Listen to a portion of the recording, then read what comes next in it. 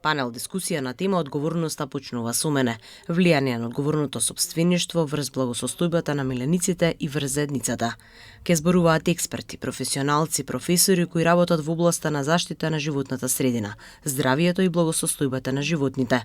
Стручњаци, буквално професионалци кои што работат со милениците пред се, ќе зборуваат за различните аспекти на одговорното и неодговорното сопствеништво, но нема да се застанеме само на кучињата, туку ќе разговараме и за мачките, бидејќи ќе имаме фенолози, не само кинолози, одгледувачи на кучиња, ветеринарни доктори, ќе има професори по ветеринарна медицина, исто така ќе учествуваат стилисти за миленици, фармаколошки компании и така натаму, со тоа што акцентот ќе биде ставен на сите типови на миленици. За да дојдеме до таа свесност дека треба да ги чуваме милениците, секако дека треба да имаме и законски регулативи кои што ги одредуваат нормите на однесување, не само заради благосостојба на животното, него заради и заштитата на општеството и пошироката заедница. Говорниот сопственик е оној кој што уште пред да стане сопственик е одговорен. Тоа е многу важниот момент. Уште пред да се одлучите да чувате било каков миленик и воопшто дали треба да чувате или не миленик, треба добро да се анализирате прво самите себе, да ги знаете своите можности, своите капацитети, своето слободно време, својата енергија, своите финансиски исто така и вашата возраст, значи многу параметри, конфигурација на ваше семејство, дали живеете во стани, куќа и така натаму, многу параметри се во игра, додека да се одлучите за каков миленик да чувате. Кога ќе го одберете видот на миленикот, после тоа може да размислувате за типот на раса,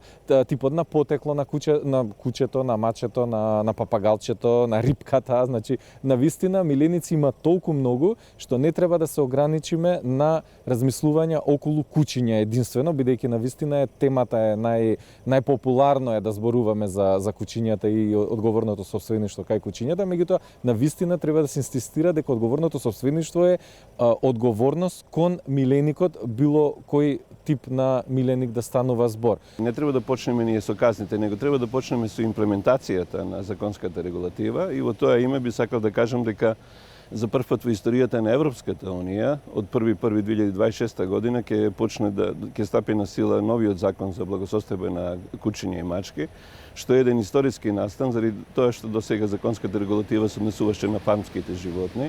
За прв пат таа регулатива ќе стапи на сила и мора да кажам, иако не сме членка на Европска унија, многу брзо нашите сопственици ќе бидат приморени да се однесуваат према нормите на таа директива, посебно оние граѓани кои што ги носат кучињата надвор од Македонија.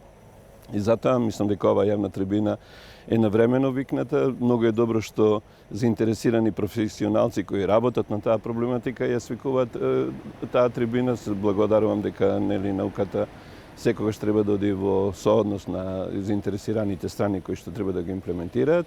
И во тоа име би требало да државата, јавните институции многу поинтензивно почнат во имплементацијата или ширењето на свеста за важноста на оваа директива.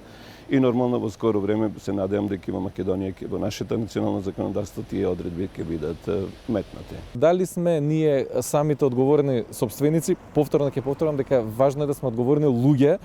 Кога сме одговорни луѓе, ние тоа го гледаме преку нашата професија, дека одговорните луѓе, луѓето кои што се организирани, кои што се свесни за каков миленик земале, се навистина одговорни сопственици. Оние кои што не ја направиле анализата, не размислиле, потоа го земале кај себе, не го чипирале. Значи, првиот акт не на одговорен сопственик, туку на сопственик воопшто, за да бидете деклариран официјално како сопственик на вашиот миленик, е миленикот доколку поседува чип. Тука зборуваме, за жал, само рестриктивно за кучиња и мачки, меѓутоа обврската законска е тука и мора вие да се наметнете како да се прогласите едноставно законски и формално дека сте сопственик на тоа животно, бидејќи доколку не е чипирано, тоа не ви припаѓа.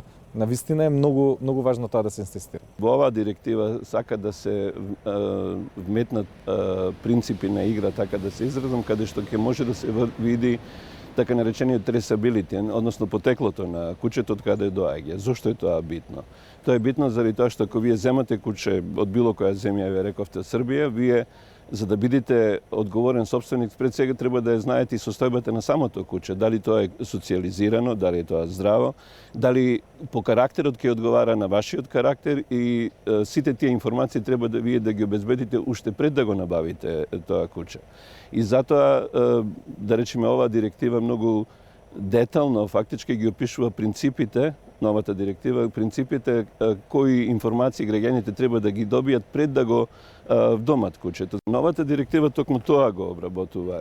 Од еден дел е обавезноста за чипирање и регистрација на домашните миленици, но новина во таа директива е токму тоа што тоа чипирање, тие податоци треба да бидат оперативни. Што значи тоа?